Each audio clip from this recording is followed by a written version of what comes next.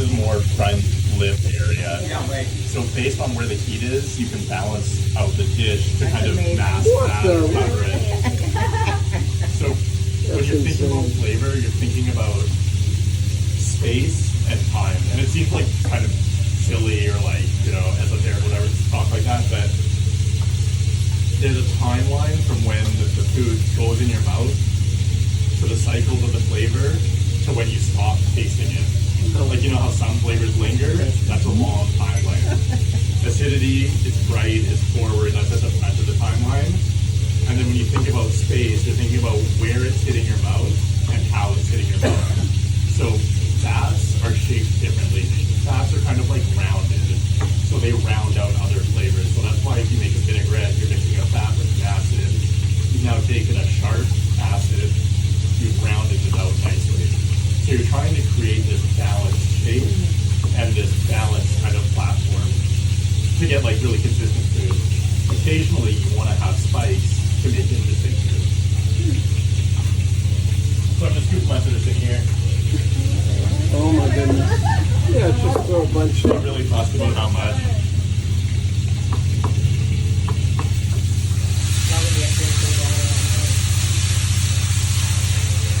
I like it that it stays warm in your mouth, but it doesn't get hot. It doesn't take your taste buds away. Yeah. I want to add a liquid to this, and I was just going to put in water because it's right here and it's easy. But I feel like sake would be way nicer. So if you run down and grab one of those little sake containers. Sake. Nope, any. Sake would be nicer. So Always. the sake is kind of representing or replacing what would be like a Chinese wine or something like that, which they use often in food. And I don't know a huge amount specifically about Chinese food.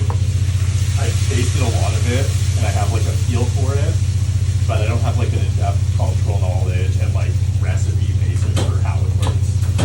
What I'm liking is that you're cooking liberally with spices that come from antithetical cultures that do not aren't civilized with each other a lot of the time. Yeah. Well, that's the one thing. Like, I love having the freedom to mix and integrate techniques and styles from different places, different parts of the world, and just play with it. So, like in my mind, this could be a dish that's served with noodles. If it was like nice cuts of meat, you just serve this right away, spicy, intense. All the spices and all the fat from this would balance out with the kind of like neutralizing effect of like the starchy noodle, or rice or whatever, and it'd be pretty tasty. So now I'm like, well, what the heck am I gonna do with this? Let's see it. Can we see it? So these are just the aromatics. It's cut fine, and what I'm thinking is that I can finish the sauce in there, eventually strain it once all the flavors are extracted, mix it in here, and then I'll have like some garnishy pieces in the sauce as I dress it on the beef later. Okay. And that way I'm using both the components. So you're going back into the aromatics. You're not putting the aromatics in with the beef. What's that? Onions and Just butter? onions and ginger. Yeah. And butter. Because our intention is to be able to And bite butter, into the ginger. And a so we have little to bit of do that. salt to like get it moving. So this is sake from a place in Vancouver where they make their own sake on site. It's down on Granville Island. Oh, yeah. And the rice that you guys had the other day in the sushi is from that same place. So they import that from Japan. They also grow their own rice just outside of Vancouver to make their sake with. It's a really, really cool company. What's it called? I think it's called Osake. It's like this. We have friends who live on, and they're real foodies, so we'll bring a bottle next time. You're gonna use the whole bottle. Yeah, why not? Awesome. Honestly, like, That's going to evaporate, isn't it? it will, Will yeah. that evaporate? Yeah, so Yeah. essentially the alcohol Right. will evaporate off really quickly, and then later the liquid will reduce down, the flavor will intensify and change. What I'm thinking about here is I'm extracting the flavor we've built up into a liquid. And looking at the volume of liquid that's in here, I actually want more than what's already there. Okay. So I can extract more from the meat. An ingredient that I learned to use in like a lot of sauce making that's kind of cheeky. When I was cooking in restaurants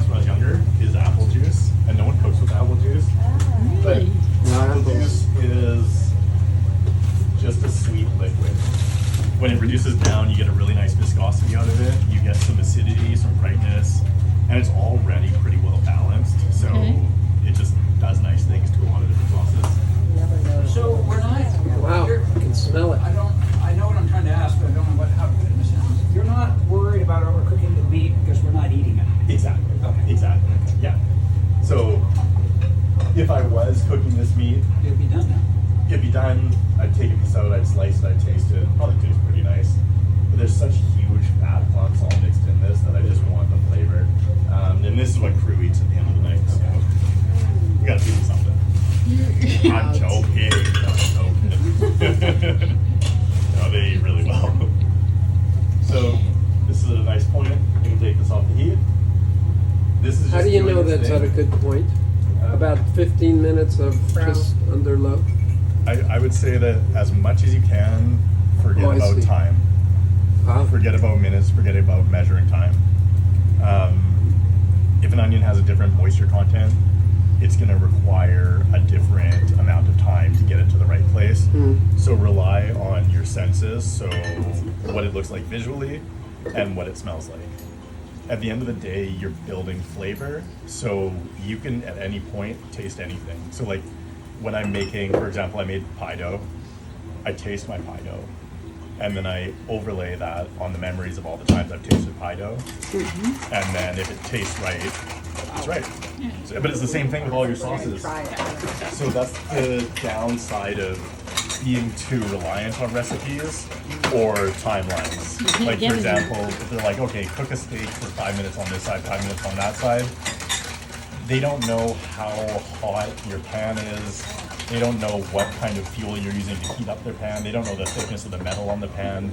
There's all, the size of the steak. There's all these factors, right? So it's better to just like take a peek at the bottom of the steak, see what it looks like, and then you know. So now that this is like done some stuff, we've done a bunch of stuff with this sauce.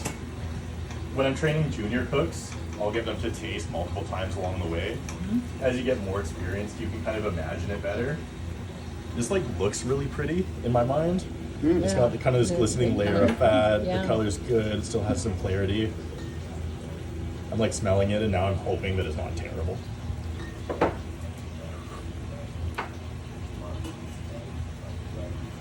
It's nice. It's spicy. The intensity of like the salt level is fairly mild, and the sweetness level is also quite mild. So those are the aspects that I'm thinking about bumping up. Acidity I might control later, like if I want to just add some spice to it. So like to bump up the saltiness, I think that fish sauce would be really nice. It'll help like give it a little bit more thickness and a kind of nice punch at the mid palate. What is that? Fish sauce. Fish sauce. That always confuses me. It's What in your, about it? it's in your refrigerator. Yes, it is. Is it? It's fish sauce. Yep. Everyone has it in their refrigerator. Yeah. What confuses you about fish sauce? That's the That it question. gives a fishy flavor. It does. Sort of. It gives like a It's interesting that you'd be putting fermenty in fishy beef. flavor, right? I would So never like if you think smell of it, fish sauce to it. Beef.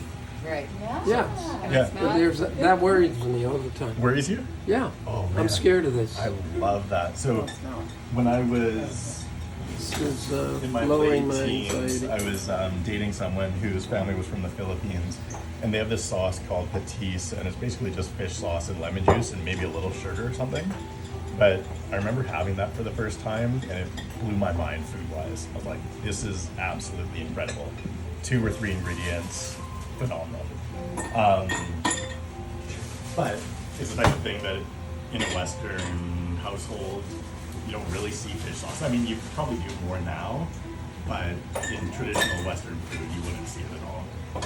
We have fish sauce in our fridge. It's been What's that? Would it be possible for us to each take To a taste? sip? Yeah, absolutely. I keep fish sauce on hand because I like it when Howard opens the refrigerator. It's like, what are you using this for? I said I've had some in the refrigerator. It may have been there for years. It's 17 years old. There's a freshness date on it, but it's pretty. Good call there. Guys taking margaritas very seriously on this one. Oh, yeah. Do you check the Captain's dates for your preferred. Thank you. spices? Do you? Do Yeah. you worry about I use Freshness dates on jars and cans. Not particularly, no. I mean, it depends what it is. But for the most part, I'm not super stressed about it. It's 2 and it's Yeah, 5 if it's not o'clock. open, I'm not super worried about it. those ingredients? Sorry. Oh, you will, should this go to the classroom first? Should I? And then I was saying it needed some more saltiness. Thanks, I added Cassie. that. I feel like it needs a bit of sweetness. I find that maple syrup blends really well with Asian food. Okay. Um, But that helps the salt come out? That helps the salt come forward? no, that just helps balance it. So when I was tasting it, I felt like it needed a little bit of sweetness and a little bit of saltiness. Okay. And then I was thinking about the acidity, changing it, but I like the idea of adding a little sweetness first, because salt, it's hard to go back from salt. It's true. Well, it's sort of true. So in sauce making, it's less true. Because you can thin your sauce, right? Right. So I'm going to taste one more to make sure I know what's going on. Look at this. Good words. Amazing. I think we're getting close. It has some bite at the back of the throat, so be ready for that. Okay. I've never thought about my spices. You ready?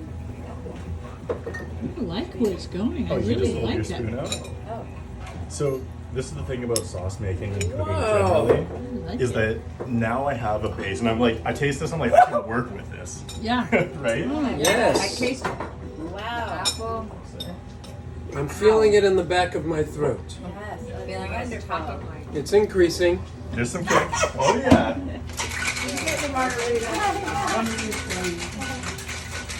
Wow. So now, What do you say to yourself now? so that's nice. Now, if I'm worried about the intensity of the spice, Yeah. I can change something about it. So that could be increasing the fat, adding a little more fish sauce will balance that nicely. We're just kind of reducing it and waiting and seeing what happens. So probably what I'm going to do this now, I feel like you taste the meat flavor though, right? Yes. Yes. Like you have that kind of like unctuous sort of umami Yes. vibe. You have that thickness coming through from it as well. I really, really like that. Probably gonna add more apple juice to that so I can keep cooking it for a little bit longer. That'll add a little more sweetness, account for the spice. Are you thinking Add about some making more it thicker? I am thinking about that, but I'm feel it? not in a hurry to Yeah. do that. It's just in Stay the right with me. place. Yeah, it's just in the right place. When I'm thinking about making it Look at thicker, this apple juice. Who would've that's thought? usually kind of like a last minute thing. Because I can cornstarch thicken this sauce Yeah. to wherever I want Right. at any time. However, if it gets to a point where it's like naturally really, really beautiful and I haven't had any thickener and the flavors are all right, I prefer that. By the way, it pairs really well with a margarita. Which is interesting. Already. Spicy, I salty, would thought you would have spicy. That's salt right, as that's right. wine. What is that? This is just apple juice. More apple juice. Thank you.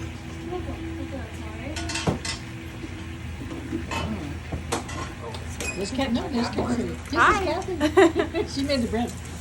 I did. And I said more fish sauce too, right? Yes. Yep.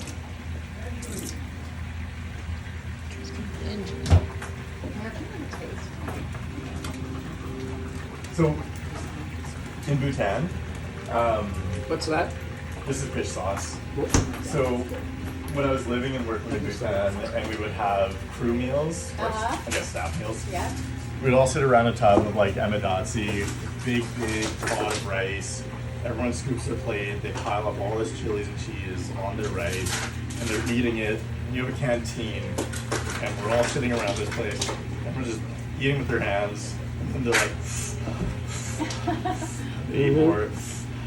And then if it was too spicy, the batch, you'd see people adding fish sauce. And as a tulip, which is like a foreigner, Yeah. I was heavy on the fish sauce. Yeah. Because it sort of countered the spiciness for me. It allowed me Okay. to tolerate more spice. Just because you have something else going on in your mind, or in your mouth and in your mind, to kind of distract you from the pain. Okay, remember that? Spice. Arthur, remember that spicy cheesy stuff? Tulips. Ellen, Tulips. Sort of I like a really CH. do. Tulips. Tulips, yeah. So if you heard someone calling you a tulip, it's usually not like a friendly term. Yeah. It's like sort of endearing if they know you, but they're talking about foreigners. Ah, They're okay. making it even hotter, right? No, they did the opposite. Yes. And a man, they did Ellie, the wanna opposite. share?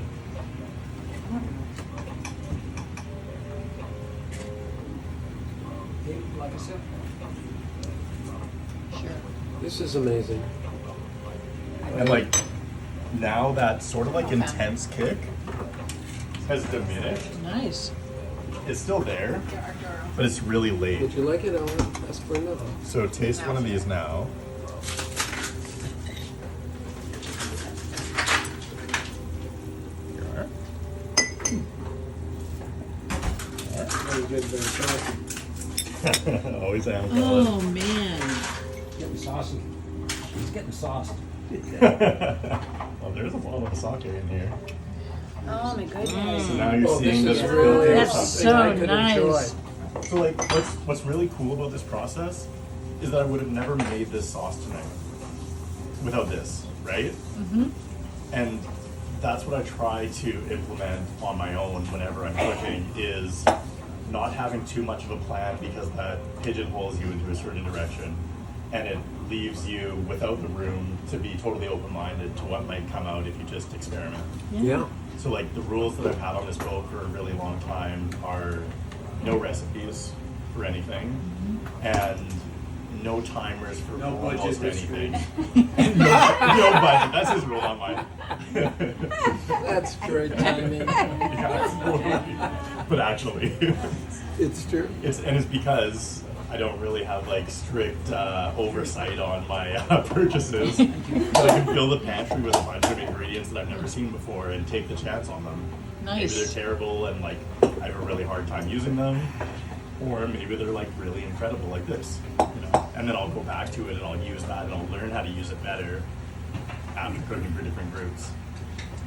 So what will happen if you continue to cook that for another 10 minutes? Does it get thicker? It'll get thicker. The salt level will increase. The most noticeable increase flavor-wise will be salt. Okay. So as that cooks down, we're gonna notice the salinity a lot more, which is Wow. okay. I'm not worried about that. Okay. And if you decided it was too salty, So if it's too salty, you can just thin it down. Water is a really, really Good nice idea. ingredient in cooking that people don't think about too often. But like sometimes I'm making a vinaigrette and I can't figure out what's wrong with it, and I add a little bit of water to it, like 2 tablespoons, and then it just tastes and feels way better. Okay. Yeah. So I could add water to this. I could add something like cream. You could add coconut milk if someone wasn't allergic to it. You could add a puree of some kind. What would be, dinner. what would be nice in this dinner. too is a tomato product. Ah, So tomato would go well with the meaty flavors. It would go well with Right. the salty flavors, the spicy flavors. That would also release its moisture into here, and then thin down the other flavors, but keeping the balance nice. But really, like I think I'm pretty happy with where this is now, Amazing. and I'm probably just gonna strain it, pour it in here, and then last minute finish it somewhere. It's nice finish. do you Oh. salt your meat that's over there? Yes. When you So take it out, you I put haven't- kosher salt on both sides? I haven't salted this yet, Oh, but you will? probably right now or pretty soon, maybe an hour before I cook it or whatever, I'll salt and pepper it and just let it sit like that. It's kosher salt, right? Yes, Yes. got it. of course. It's got to be It says it kosher right here. salt. But there's a lot of talk right now about sort of dry brining. So even leaving it for like 12 hours, Yeah. salt on either side all the way around, getting Right. the edges, and then having it on a rack on a tray in the fridge and just uncovered. You just let it sit like that. And Tenderizes. essentially, it will tenderize, but essentially it allows the salt to penetrate into the meat itself. Yeah. So if you're cooking steaks or whatever, you're barbecuing, put your salt on, throw it on, it cooks. That salt is just on the outside layer, which is really, really nice. But to get the salt delivered through the whole slice of meat that someone's going to be eating, it needs to be really intense on the outside, Wow. which isn't a bad thing, but it's just something to consider. They're not easy. It's the same thing with seafood. Like I'll often brine salmon to get salt all the way through the salmon, and then you can cook it however. The texture is going to be a lot nicer in the end too, but that flavor is penetrated through the whole fish versus being just on the outside. Do you take the extra salt off of the salmon before you make the salmon? If I brine salmon, I do it in liquid. So I'll put it in salty water that's kind of like the same salinity as the ocean. and just kind of like guess that by taste. Let it sit there for about 10 minutes, and then take it out, rinse it off, and then let it dry. And then I'll just cook it from that stage. You know, what I notice about this is the feeling in the kitchen when I'm working with the recipe and measuring everything. There's this kind of intensity of, did I get it right? Am I following it exactly? Yeah. And if you just decide to be creative, this just You're not worried flows. about it. Yeah. And do it by taste. You learn how to fix things. So if like this turned out not nice, there's a way to make it nice. You just like kind of direct it there, and you're always learning that. And then the other thing about recipes that I always tell people is like baking and cooking is way too convenient that the perfect recipes, quote unquote perfect recipes, the recipes they choose for cookbooks and stuff, in North America specifically, are always a tablespoon, a cup. They're always an even measure, right? And that's Right. just a measure of convenience. Right. In a lot of European and French cooking, you'll see recipes designed where it's by weight, and that's way more precise. So you'll have like 348 grams of flour, and you're like, okay, this is someone who figured out the difference between 48 and 49, 348 and 49 grams of flour, Right. and thinks it's important. Yeah. So I trust that a lot more generally. I hear you. Okay. Yeah. Yeah. So I'm just gonna say something, then I gotta go down Help End, shut the engine room down. We actually sailed 70 miles today, Wow. right? That's and so aggressive. And it almost took 12 hours.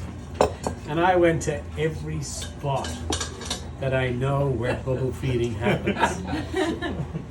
I went down Verney Channel. I had a boat coming up Verney Channel, giving me all his where the whales were, etc., and he didn't find any. And so then Jeff, just on the bridge, said, "Where are we going tonight?" And I said, "Kiddisway." And he said, "Oh, you don't ever go to Loretta?" And I said, "No, but I can go there tonight." And he said, "No, it's up to you." So we just kept sailing, right?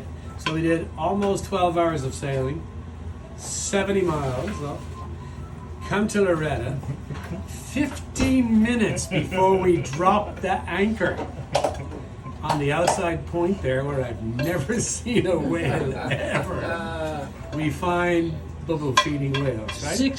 Six times. Now, there's only one reason for that, in my book, as an Irishman, and that's because Kate over here has horseshoes stuck up wherever you want to call it. But that is exactly what happened. Because I'm lucky. there's no other I'm reason. Lucky Kate. There's no other reason for what happened. So Kate, I know there's your phone. I'm captain. Here's to you. And crew. Cheers to all of you guys. Have a great trip. Cheers.